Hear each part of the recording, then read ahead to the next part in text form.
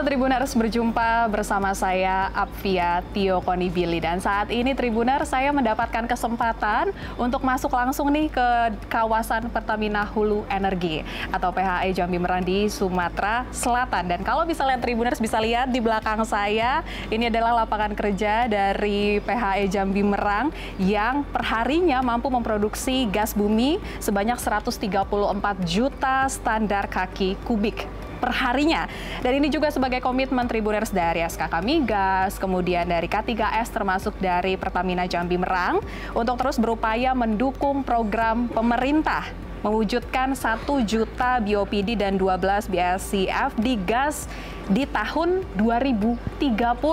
Dan Tribuners sebagai informasi juga, di tahun 2023 kemarin PHE Jambi Merang ini meraih Proper Emas, yakni terkait dengan program penilaian peringkat atau kinerja perusahaan dengan penilaiannya adalah kinerja pengelolaan lingkungan yang penilaiannya dilakukan oleh Kementerian Lingkungan Hidup dan Kehutanan atau KLHK. Untuk membahasnya saat ini saya sudah bersama dengan 3 narasumber di sebelah kiri saya, Tribuners.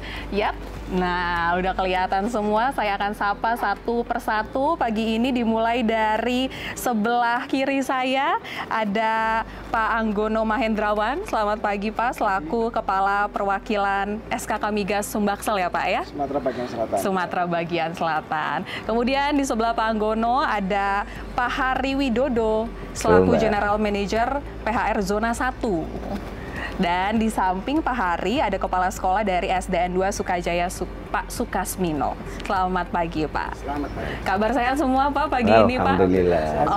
Oke. Ya oke, kalau begitu Tribuners sekarang sudah diperkenalkan 3 orang yang ada di samping kiri saya mau mulai dulu dari SKK Migas, dari Pak Anggono dengan raihan Proper Emas dari PHE Jambi Merang nih Pak. Bagaimana tanggapannya Pak? Ya, saya sebagai perwakilan Sumatera bagian selatan sangat mengapresiasi raihan dari PHE Jambi Merang ini, dan kami sebagai yang dari perwakilan sebagai terdepan dengan kontraktor termasuk PHE Jambi Merang ini akan meningkatkan kolaborasi, komunikasi, apa yang bisa kita bantu agar apa yang telah diraih dapat dipertahankan dan untuk dapat meningkat di masa depan. Oke, nah kalau misalnya dari Pak Hari sendiri Pak, mungkin bisa dielaborasi nih Pak, akhirnya mendapatkan raihan Proper Emas itu bagaimana upayanya Pak yang dilakukan sepanjang 2022 akhir sampai 2023 akhir kemarin Pak? Ya, intinya Proper Emas ini sebagai karunia tambahan Mbak. Intinya niat kita adalah pengen membangun masyarakat yang ada di sekitar perusahaan kita. Kita lakukan mapping sosial tentunya, terus apa kebutuhan masyarakat, kemudian kita olah sedemikian rupa sehingga apa yang kami berikan itu memberikan manfaat penuh ke masyarakat dan tentunya dapat dengan mudah teraplikasikan gitu. Nah, ini tentunya butuh kedisiplinan dari semua pekerja kita untuk bisa menciptakan suatu program yang benar-benar tepat, baik dari sisi kebutuhan masyarakat itu sendiri maupun tepat dalam sisi fungsi yang memang merupakan program pemerintah, seperti itu.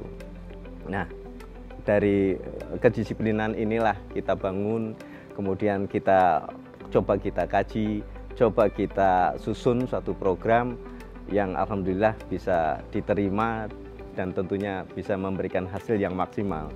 Kalau intinya kalau buat kami sih, kami ingin bermanfaat di tengah-tengah masyarakat, gitu saja. Oke, baik Pak Hari. Kemudian persiapannya itu berapa lama Pak waktu itu? Karena kan itu penilaiannya juga banyak ya Pak ya, poin-poinnya. Apakah juga melibatkan ahli-ahli gitu Pak? Pasti, iya. Karena ini tentunya kalau kita bicara proper, ini adalah sesuatu yang berjenjang dan suatu program yang kita bicarakan biasanya sampai 5 tahun Mbak. Jadi dimulai dari inisiasi, kemudian kita laksanakan program, kita evaluasi, kemudian kita kembangkan, kemudian kita evaluasi lagi, kita kembangkan lagi sampai nanti benar-benar program ini bisa mandiri. Dan objek yang terkena program ini bisa menularkan ke yang lain. menjadi agent of change. Nah, ini tentu butuh persiapan yang luar biasa, dan tentu kami tidak bisa untuk bekerja sendiri. Kami pasti butuh bantuan dari stakeholder, dari lokal hero terutama seperti mungkin Bapak Kepala Sekolah kita ini yang luar biasa, kemudian dari SKK tentunya seperti itu. Dan ini kerjasama yang baik inilah yang mampu membuat kita menjadikan program ini menjadi yang sesuatu yang luar biasa lah, kira-kira seperti itu. Oke, baik Pak Hari, mungkin bisa disebutkan gitu Pak beberapa programnya terkait dengan program pemberdayaan lingkungan kepada masyarakat, termasuk juga mungkin apa yang dilakukan PHE kepada SDN Sukajaya. Iya, kalau yang paling khas dan paling menyentuh itu menurut saya itu bocil keling. Bocil keling. Bocah cilik kelola lingkungan. Kenapa? Kita harus menyadarkan bahwa situasi kita di sini banyak kebakaran dulu. Membuang sampah sembarangan juga seperti itu kalau kita lihat. Inilah yang harus kita sadarkan sedini mungkin. Maka yang kita sasar adalah anak-anak kecil. Dengan apa? Dengan cara yang menyenangkan. Gimana cara menyenangkan itu? Itu yang paling penting ya. Karena anak-anak yang kita sasar tentu kalau kita tahu bahwa masa anak-anak adalah masa bermain, maka kita membuat suatu program dalam suatu aplikasi digital, namanya bocil keling juga, Mbak. Nah, di situ kita melakukan permainan sekaligus kita bisa setor sampah gitu, Mbak ya. Jadi anak-anak dididik, bisa kita didik dari membedakan sampah, mana sampah organik, mana sampah anorganik, mana sampah yang mengandung limbah berbahaya. Nah, dari situ jika anak-anak bisa pertama pengenalan digital itu, Mbak, kalau kita lihat itu kita buka aplikasinya, sebenarnya bisa kita buka, saya punya aplikasinya, bisa kita buka. Di situ memilah, misalkan ada gambar plastik gitu. Ini masuk golongan sampah yang mana. Nah, itu permainan seperti itu. Nanti dapat poin kalau betul. Kalau salah, nah dari situ kan mau tidak mau dengan bermain itu dia belajar sebenarnya. Dan dia paham mana yang sampah organik, mana yang sampah anorganik, dan mana sampah yang B3. Di samping itu, anak-anak juga di sekolahan kita bangun bank sampah, betul Pak ya? Nah, bank sampah ini penting. Jadi teman-teman membawa sampah-sampah organik untuk kita taruh kumpulkan di sekolahan, dan tentu kita mendapatkan reward ya, yang menyenangkan buat anak-anak. Nah, sampah-sampah ini, Mbak, yang organik tadi kita susun, kita olah lagi menjadi pupuk organik, Mbak ya. Pupuk yang selalu lilis ya. Ini sebenarnya program utama kami, di samping tentu masih banyak program-program lain. Oke, dari memilah kemudian jadi daur ulang yang menghasilkan kembali ya Pak. Betul. Ya. Oke, kalau gitu kita mau tahu juga nih Pak ceritanya kalau di sekolah awalnya gimana Pak saat program ini pertama kali masuk ke sekolah, siapakah yang akhirnya kelas berapa gitu Pak yang dimulai, atau dari kelas 1 sampai kelas 6 semuanya langsung mulai Pak? Oke, terima kasih Mbak. Kalau berbicara masalah kapan, itu sudah cukup lama. Kita kenal dengan pihak ini sejak 2019. 2019 itu hanya pendekatan saja. Setelah itu 2020 mulai eksekusi, ada MOU. Salah satu MOU-nya itu adalah perintisan sekolah adiwiyata yang sangat akselerasi sekali dengan program lingkungan yang ditawarkan oleh PHE, yaitu sekolah zero plastik. Itu awalnya dari sekolah zero plastik. Setelah sekolah zero plastik itu kita tingkatkan jadi sekolah lestari berbasis teknologi, yang muncullah bocah keling tadi ya. Nah, benar kata Pak JM tadi bahwasanya anak-anak, dunia anak-anak sekarang kan dunia digital ya, pakai Android semua anak-anak ya. Nah, jadi daripada anak-anak itu bermain game yang tidak bermanfaat, maka diarahkanlah ke bocil keling sesuai yang sudah dipaparkan tadi cara-caranya. Dimulai dari kelas berapa? Sekarang ini kalau dibilang dari kelas berapa, anak-anak sekarang kita di rumah saja, anak-anak balita aja udah mulai pegang gadget ya Pak gadget ya. Nah, jadi dari kelas 1 sudah mulai. Ya, alhamdulillah juga diberi bantuan berupa tablet sebanyak 20. Jadi bisa di ruang perpustakaan yang kita jadikan ruang multimedia, itu juga atas bantuan dari PHE. Di sana anak-anak bergiliran melakukan atau bermain aplikasi bocah keling, dan juga di sana anak-anak itu bisa memilah sampah, dan realnya itu di bank sampah. Setiap hari Sabtu anak-anak itu membawa sampah organik dan anorganik. Di sana ada timnya, sampah-sampah itu dipilah, sampah yang daun, ranting-ranting itu dipilah jadi pupuk kompos. Akhirnya jadilah pupuk untuk tanaman. Yang seperti plastik maupun kardus, kertas itu kita pilah, kita jual ke pengepul. Nah, di sana anak-anak di samping dilatih untuk peduli dengan lingkungan, juga menambah penghasilan atau reward bagi anak-anak itu. Jadi nanti sampah-sampah itu setelah disetor, dicatat, ditimbang berapa, nanti di imbalannya ada yang uang, ada yang dalam bentuk tabungan. Tabungan, nanti setelah itu diberikan alat tulis begitu. Nah, jadi banyak sekali manfaatnya. Dan di samping itu juga kita buat ekobrik.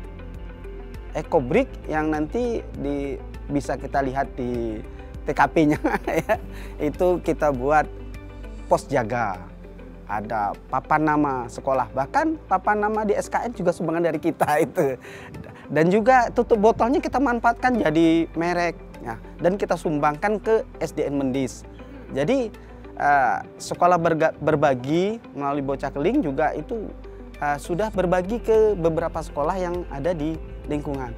Jadi anak-anak di tempat kami itu merasa bangga bisa menjadi bagian dari PHE, sehingga bisa bereksplorasi ke sekolah-sekolah lain. Itu Mbak yang kami rasakan. Dan klimaksnya ini kita salah satu terpilih menjadi sekolah penggerak. Sekolah penggerak itu yang menilai adalah kementerian. Di Kabupaten Musi Banyu Asin ini hanya ada 4 sekolah. Di Kecamatan Bailincir hanya 1 kita. Setelah itu juga kita di program Adiwiyata, sudah saya katakan tadi, karena ngeling dengan program sekolah lestari berbasis teknologi, itu di program Adiwiyata mendapat juara 1 kabupaten, dan insya Allah di tanggal 15 sampai 19 ini penilaian di tingkat provinsi. Wow, udah sampai provinsi berarti ya, Pak? sampai provinsi.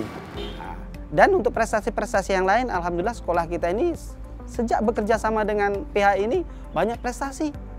Bahkan anak-anak bisa mengisi kegiatan di Jambi Merang, bahkan di tingkat kabupaten, di tingkat provinsi, bahkan pernah sampai ke tingkat nasional.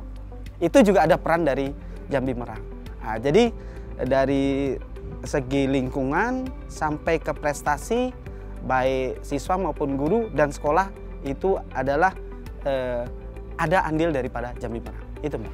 Oke, siap. Raihannya luar biasa sekali Pak. Tapi kalau misalnya ngomongin anak SD ya Pak, ya pasti ini hambatannya juga cukup banyak nih Pak. Mungkin bisa diceritain Pak masalah ngumpulin sampah terutama tiap hari Sabtu Pak. Ya, pasti. Kalau masalah hambatan itu pasti. Tapi kebetulan untuk anak-anak SD ini ya, walaupun orang tua walinya itu kepala desa, pengusaha, tapi kalau anak-anak sudah bilang, Pak kita suruh ngumpulin sampah, jadi dengan adanya bank sampah ataupun bocah keling ataupun sekolah lestari berbasis teknologi, itu melibatkan semua. Bukan hanya siswa SD, orang tua pun ikut di rumah. Itu jadi aset dari anak-anak itu melibatkan semua. Nah, di sini yang mungkin tidak terpikirkan oleh kita. Kita sasar anak-anak, tapi yang ikut andil orang tua masyarakat. Alhamdulillah kalau hambatan tidak begitu terlalu banyak. Hanya untuk menumbuhkan kebiasaan itu memang harus lambat. Berangsur-angsur, dan alhamdulillah sampai sekarang karena kita kerjasama dengan pihak ini sudah masuk tahun keempat ya. Alhamdulillah kebiasaan atau karakter anak itu sekarang sudah terbentuk. Dan alhamdulillah sekolah kami sejuk, asri, dan fasilitasnya lengkap berkat bantuan dari PHI. Jadi masyarakat juga apa ya, merasa oh berarti perusahaan yang ada itu memang ada andil untuk kita melalui anak-anak melalui sekolah. Oke, dari ilmunya dapat ya Pak ya, ada teknologi yang masuk ke sekolah diajarkan, dan dari budi pekertinya juga ya Pak, kita juga jadi bisa tahu sampah-sampah, merawat lingkungan, memilah sampah, dan ternyata dari mengumpulkan sampah juga dapat menghasilkan. Raihannya bagus sekali Pak Hari, apakah akan menambah sekolah baru lagi nanti Pak yang dekat-dekat sini dengan juga program-program yang baru tentunya. Siap kalau gitu. Nah Pak Anggono, ini raihannya banyak dari dari lingkungan, kemudian dari produksi juga. Nah ini dari SKK sendiri Pak, gimana targetnya untuk 2024 terhadap PHI Jambi Merang Pak? Ya, kita punya target kan, big plan dari SKK Migas untuk produksi 1 juta barrel oil per day di tahun 2030 ini kita jabarkan ke semua K3S, termasuk dengan PHI Jambi Merang. Dan memang saat ini masih 134 volume ya, 134 MSK per day. Tapi saya pikir ada tambahan ya, dari kemarin ada yang menjadi ditemukan dari semua eksplorasi. Ini kita ada program untuk temuan reserve ini dari produksinya. Mungkin bisa tentang penambahan tadi ya. Baik, jadi alhamdulillah kita menemukan 2 reserve tadi Mbak, 2 sumur tadi. Nah ini tahun ini kita berencana kalau bisa target kita on stream di Desember. Kita akan menaikkan kapasitas produksi kita dari 103 bulan tadi menjadi 150 juta kaki kubik per day. Nah, tentunya ini menjadi tantangan tersendiri dan berkah buat bangsa Indonesia tersendiri. Dan kita tahu bahwa gas kita mungkin sebagian besar banyak yang kita sell. Kalau sebagian kecil saja sebenarnya yang kita pakai buat own use.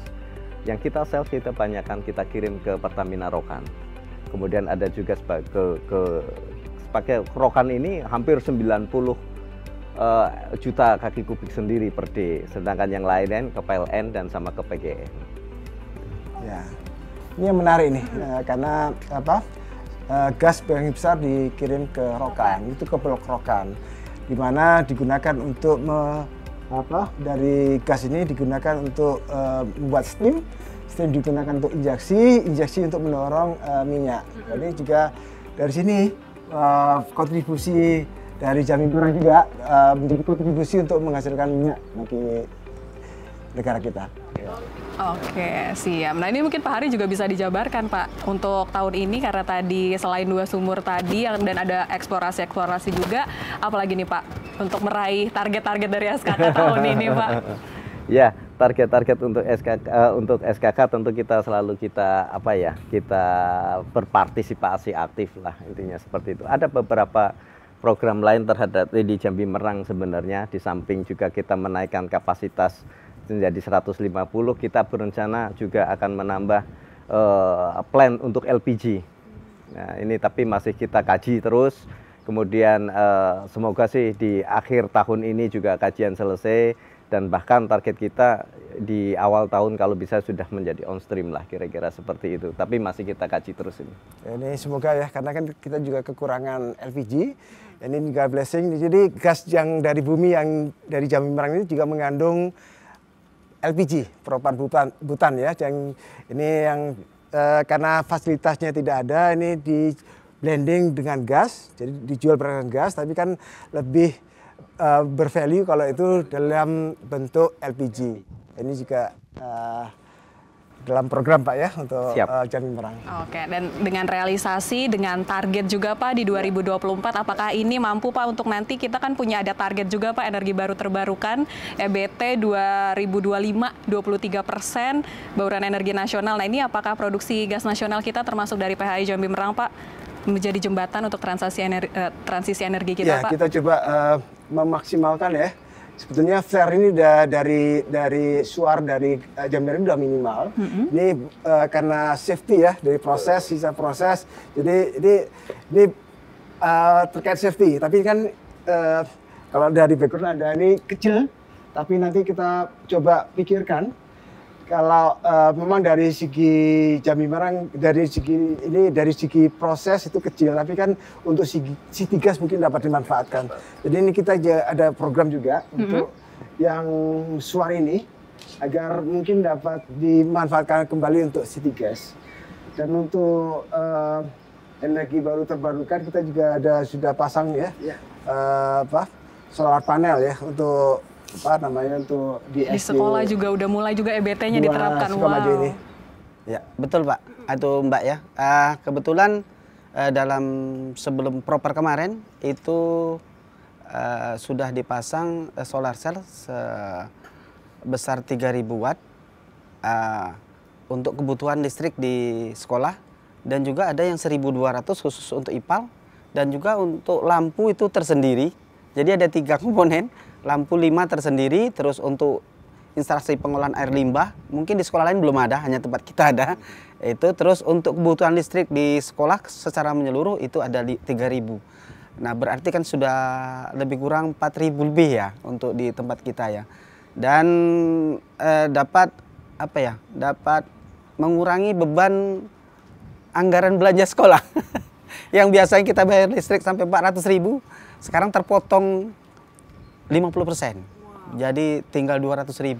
Oke, jadi anak-anak juga udah tahu Pak tentang adanya EBT ya, energi baru terbarukan ya Pak, adanya panel solar. Nanti Duta Adiwiyata atau itu bisa diajak komunikasi besok itu.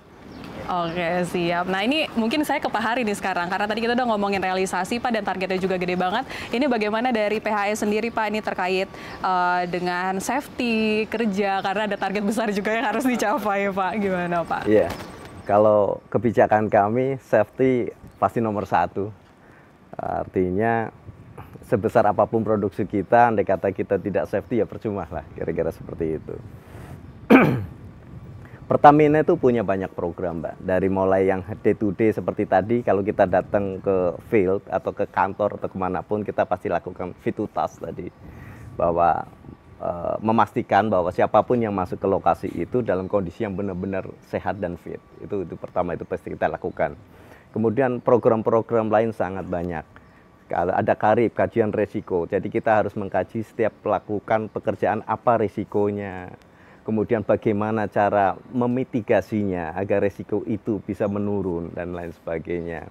Dan yang terpenting adalah ada sekarang program namanya CLSR, yaitu Corporate Life Saving Rule. Itu adalah pedoman kita, bagaimana kita melakukan agar kita melakukan pekerjaan itu seaman mungkin, seperti itu. Tetapi program-program ini, andai kata kita tidak diikuti oleh kemauan pribadi, yang menjadi sesuatu yang jadinya sia-sia. Di kami itu ada namanya 4K, yaitu pertama itu komitmen. Setiap individu harus berkomitmen untuk selalu melakukan atau memperhatikan aspek-aspek HSE.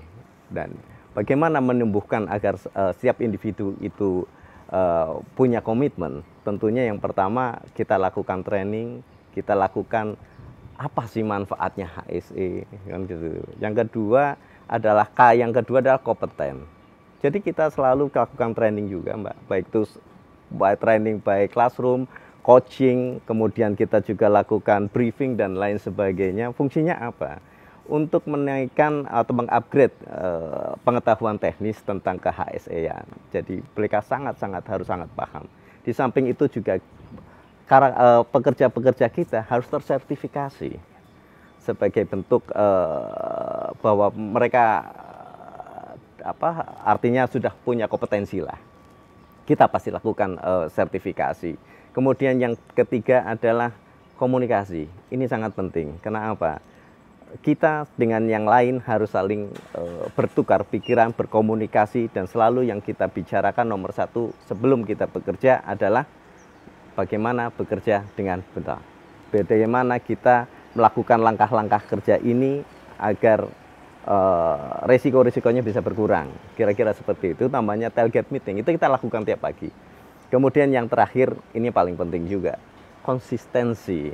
Karena kalau tanpa konsistensi ya, akhirnya mohon maaf ya kalau orang bilang hangat-hangat tai ayam lah kira-kira seperti itu. Tapi kan insya Allah kalau dengan konsistensi kita jadi lebih disiplin lagi untuk melakukan, dan inilah cara kita agar memastikan bahwa kita bekerja dengan aman.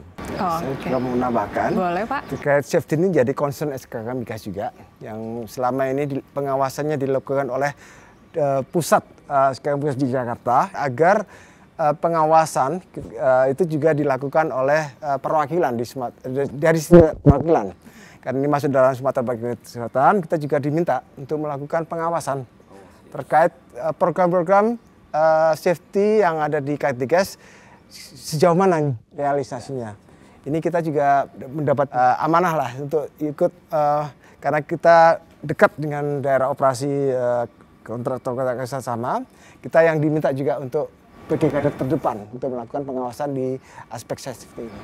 Oke, siap. Nah, ini mungkin terakhir ke Pak Hari nih Pak ya, terkait dengan lingkungan kembali Pak. Kalau misalnya tadi dari pendidikan Pak, mungkin bisa dielaborasi lagi Pak dari sektor-sektor lain Pak terkait dengan lingkungan Pak. Ya, tentunya kita punya program. Salah satu dan salah duanya. Salah duanya itu yang pertama, kita punya konservasi terhadap gajah Sumatera. Kita tahulah bahwa gajah Sumatera ini terancam punah. Dan konservasi ini kita bekerja sama dengan BKSDA yang ada kita tempatkan di Kebun Binatang Taman Rimbo. Kemudian yang kedua, kita juga melakukan keanekaragaman hayati, dan ini kita bekerja sama dengan ITERA. Mereka melakukan penelitian, melakukan kajian, dan apa yang harus kita lakukan sehingga keanekaragaman hayati yang ada di Sumatera ini, khususnya di sekitar perusahaan ini, menjadi lebih terjaga. Mungkin juga bisa dikembangkan Pak untuk yang terkait perekonomian ya. Oh, siap. Dimana ini kan Jambi juga banyak petani lebah madu ya. Kami itu mungkin bisa diakses untuk satu untuk dapat dikembangkan gitu Pak. Ini masukan yang baik menurut saya, yang akan kita lakukan di tahun berikutnya ini untuk lebah madu khususnya. Oke, jadi di sini juga emang banyak lebah madu yang bisa juga ya Pak ya mendapat perhatian juga dari PHI Jambi Merang. Oke, kalau gitu. Nah, ini pertanyaan terakhir, ini mau ke kepala sekolah nih kita nih Pak ya. Oke, nah ini di tahun 2024 Pak, setelah tadi kita dengar banyak banget program-programnya. Nah, untuk ada sekolah siswa-siswa SD Pak di 2024, apalagi nih Pak program tahun 2024 soal lingkungan yang akan diupayakan? Oke, untuk 2024 ini tentu kita akan terus bergerak, terutama di lingkungan, karena memberikan pendidikan pertama di sekolah dasar itu kan memang sangat menyentuh dan mengingatkan mereka itu sampai ke dewasa. Karena itu kan masa-masa emas bagi anak-anak. Tentu akan melaksanakan rutinitas daripada peduli lingkungan dengan memanfaatkan IPAL sebaik-baiknya, memanfaatkan PAH. Di tempat kami itu kan ada PAH, pemanfaatan air hujan, terus ada IPAL, terus ada pemanfaatan air limbah wudhu. Jadi dengan merutinkan kegiatan tersebut, sehingga anak-anak itu nanti terbiasa di rumah. Selain daripada itu, untuk program lingkungan, sudah saya katakan tadi, nanti di tanggal 15-19 itu ada penilaian program adiwiyata tingkat provinsi, dan mudah-mudahan nanti kita berkolaborasi dengan PHE tetap bisa masuk dan bisa ke tingkat nasional. Itu harapan daripada kami. Tentu ini tidak bisa bekerja sendiri, tentu melibatkan semua elemen, baik dari anak-anak, guru, stakeholder maupun wali murid, sehingga bisa bersinergi, dan apa yang diharapkan untuk menanamkan pendidikan lingkungan atau pembinaan lingkungan terhadap anak-anak itu dapat diterapkan di sekolah kami. Oke, siap. Ini menarik nih dari SD ini kan, iya, juga, dari anak yang siswanya sendiri itu kan juga jadi pendidikan, nggak cuma jadi budaya terkait lingkungan, tapi juga membuka wawasan mengenai keekonomian kan, wirausaha, dan juga nggak pada anak didiknya sendiri, tapi juga ke keluarga di rumah. Ini saya pikir bagus. Dan SKK yang yang pengawas dan pengendali nggak cuma Pertamina Hulu, tapi juga dengan K3 lain juga bisa jadi percontohan bagi yang lain. Saya pikir bagus juga untuk dapat menjadi role model lah gitu ya bagi yang lain juga. Oke, menambahkan sedikit. Boleh Pak.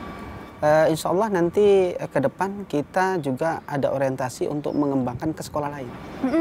Jadi apa yang sudah kami dapatkan berkolaborasi dengan pihak ini, kami akan kembangkan ke sekolah lain. Dan alhamdulillah kami agak malu-malu juga. Kita ini kan adiwiyata tingkat kabupaten, tapi sekitar 1 bulan yang lalu ada sekolah SMP 2 Sungai Lilin yang mau ke tingkat nasional studi banding ke tempat kami. Ini sesuatu hal yang di luar ekspektasi kami kan. Jadi kami rencana untuk mengembangkan ke sekolah-sekolah lain. Oke. Sebenarnya ada yang menarik Mbak dari sekolah ini. Saya pernah kebetulan berkunjung ke sekolah tersebut. Kebetulan ada ibu-ibu nih, orang tua murid. Mereka menjemput anak-anaknya, sambil menjemput mereka juga melakukan seperti memperhatikan, kemudian juga ikut sama-sama belajar di situ, bahkan membuat kerajinan tangan kalau tidak salah. Betul Pak ya? Betul. Mungkin bisa diceritakan Pak itu Pak. Iya.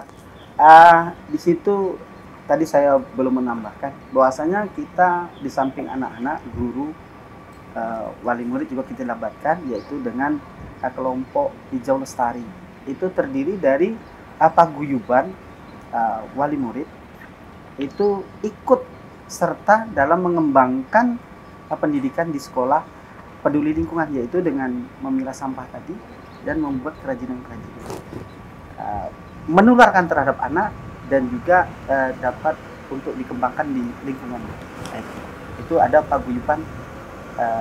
Oke, jadi dari program pengelolaan lingkungan PHE kemudian menyasar ke sekolah, kemudian impact-nya itu juga dari ke orang tua murid, dan mungkin orang tua murid juga menyampaikan lagi ke tetangganya. Biasa ibu-ibu ngumpul Pak, disampaikan terus, jadi programnya terus berkelanjutan dan semakin melebar.